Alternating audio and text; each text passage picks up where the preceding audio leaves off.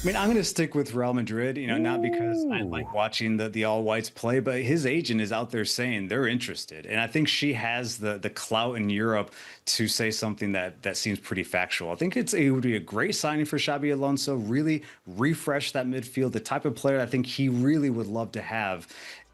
Gilberto Mora was born on October 14, 2008, in Mexico to a former Toluca and Jaguares de Chiapas midfielder, also named Gilberto, who then began coaching in Club Tijuana's youth academy, where the younger Mora quickly rose through the ranks. After training with the under-23 reserve team, then Tijuana coach Juan Carlos Osorio brought Mora off the bench for an August 2024 tilt versus Santos Laguna to become the third youngest debutant in Mexican football at 15 years and 310 days old. Mora assisted Cholos' third goal of that match. On June 2025, Mexican national team coach Javier Aguirre handed Mora his El Tri debut, making him, you guessed it, the youngest debutant in program history, then assisted the game-winning goal in the semifinals, and finally became the youngest to win an international title at 16 years and 265 days old after starting the Gold Cup final against the U.S. men's national team.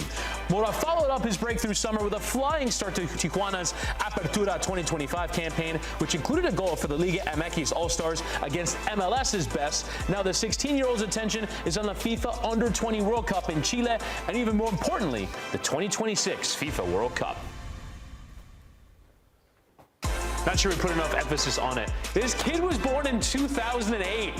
It's offensive to say that out loud, but he made his pro debut in 2024, the youngest Mexico national team debutant and the youngest player to win an international trophy at the Gold Cup this summer. And Ian, it's not just that he's a part of the team and ticking these boxes, youngest here and youngest that. He's making an impact on games. I actually commentated one of his games in League's Cup for Tijuana. He scored a brace in that competition against LA Galaxy. He's got 5 goals in the early part of the season, Liga MX, and playing well for the national team. This is an incredibly impressive teenager.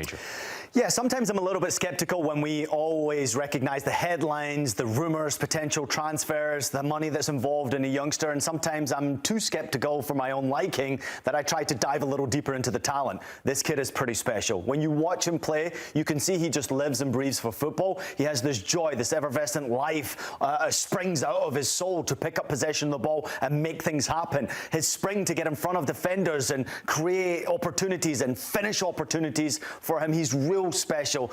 I'm just a bit jealous that he's Mexican. Yeah, he's going to feature for their national team probably at the World Cup. And for more on the young man, let's bring in Felipe Cardenás, our Americas correspondent here at CBS Sports Golazo. And Felipe, let's just kind of talk about, first off, you go back to the days of Chicharito, Carlos Vela, Gio Dos Santos. A lot of these guys went to Europe and had promising careers. Mexico haven't produced a player like Gilberto Mora in a decent amount of time here. It's true. I think if you go back to that 2012 London Olympics gold medal team, they had some players there that a lot of people thought were going to end up being really serious players for the national team. Some were. Raul Jimenez was on that squad, and he's become, a big star in England and obviously for his national team. I don't know. I think Gilberto Mora is an outlier here. Mexico isn't traditionally the type of country that really promotes young players and puts them in positions to play at the senior level. Like, that has been a gripe from fans and from some just observers of Mexican football that's something that has to change. That's something that has held back a lot of younger generations, a lot of players that could have played at a higher level early. So Gilberto Mora is doing that. I think what makes him different, and you mentioned it in sort of the intro, he's not coming from Pachuca that has a history of producing great players, or Atlas that has produced so many great players for Mexico. He's not coming from a big club. He's coming from Club Tijuana, the border town that has won Liga MX title, and he's just shown out. Ian said it. He has a really familiar way of playing. One of the youth national directors in Mexico said that he plays the game like an adult. And that's just his understanding of it and his feel for the game. Yeah, they don't realize the importance of building up young players until they recognize how much money's involved in this for your federation selling jerseys and obviously success as well. But when there's talent, Felipe, you have to recognize and understand that you've got to give him his just reward. This is not just any other teenager. This is a really incredible, talented player. I played against Mexico youth national teams and recognized that 20 years ago, there was kind of a conveyor belt of talent coming through the youth ranks. Not so much anymore. So why is this kid different? Why is he a little bit more special compared to everyone else that we're seeing coming through the ranks right now with the Mexican Federation?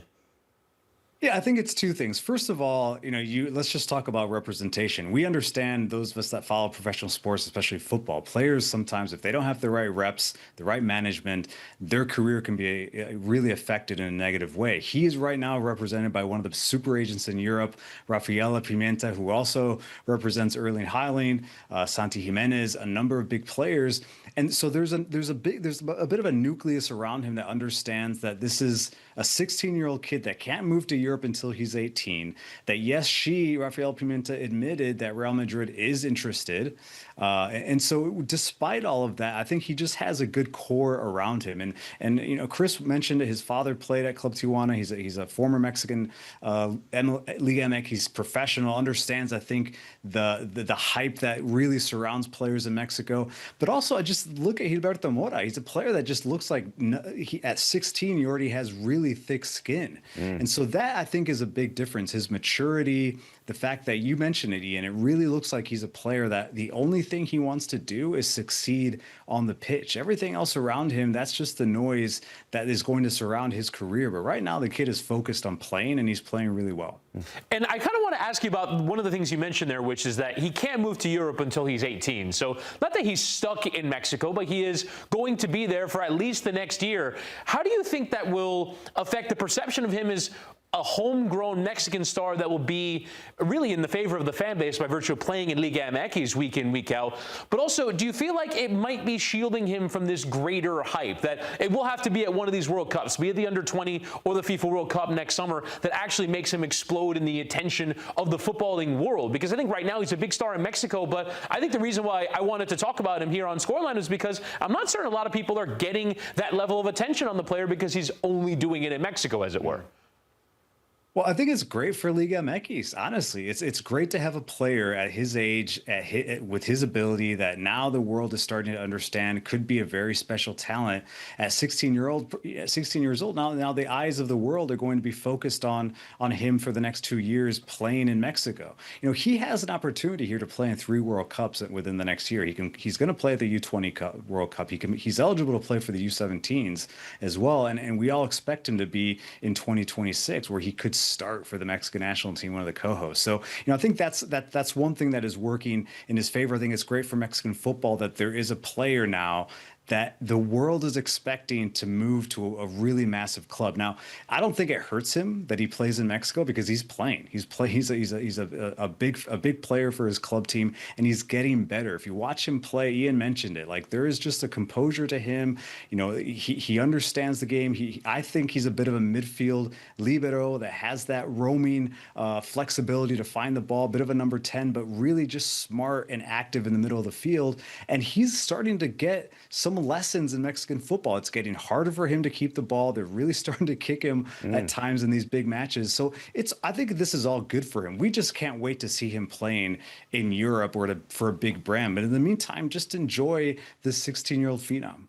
George Best always used to say that when they come for you, when they target you, when they kick you, it's because they're jealous of you and the talent that you have. And that's what I recognize with this kid as well. I've only watched a couple of the Liga MX games. I actually did catch the one against Chivas where he bagged a couple, but he's a special talent, and I do think that you will be targeted whether you like it or not. I'm going to apologize to all US soccer fans for my colour right now. Didn't realize I was getting closer to the Mexican national team colour, so for this segment, maybe I just put it on. Listen, the Mexican national team are craving a superstar. They're craving not only a superstar, Felipe, they're craving a talented player that can help this national team move forward, be better, improve, get better results. Major competition is right around the corner. Obviously, it's great to have it in the home nation. It's wonderful to see how big of an impact is he going to have for Aguirre, and obviously the terrific Mexican fans that are expecting so much from him individually in his performance.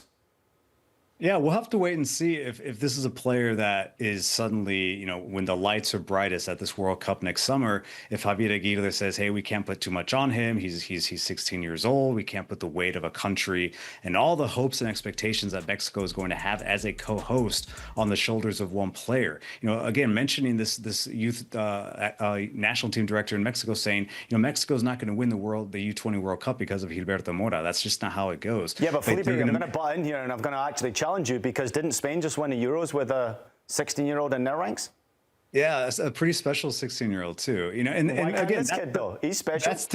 that's the runway for Gilberto Mora. I mean, I do fully expect him to be though in 26 a key player for them. When you go back to the Gold Cup final against the United States, some of the harshest critics in Mexico look at his play against the U.S. and say, first of all, you're playing against a rival, and that he had 35 minutes of sublime play is what was the narrative around Gilberto Mora in that Gold Cup final. So I think the stage won't be too big for him. And you're right, Mexico's craving a star. Really, the last player that really rose up from teenager and went through the youth ranks, became a captain of his national team, went to Europe, was Edson Alvarez, and he won a title for Club America on a much bigger stage than what Gilberto Mora is currently right now. But that's the level that I think he has to reach. I think those two players, Edson Alvarez and Gilberto Mora, could be the key to that midfield in 2026 for Mexico. Felipe, we've got to keep this short, but I'm going to put you on the spot right here. Barcelona, Real Madrid, obviously Real Madrid most recently, Manchester City, Porto, AC Milan, all linked with this kid. If there was one club that you think would fit him perfectly when he does turn 18 years old,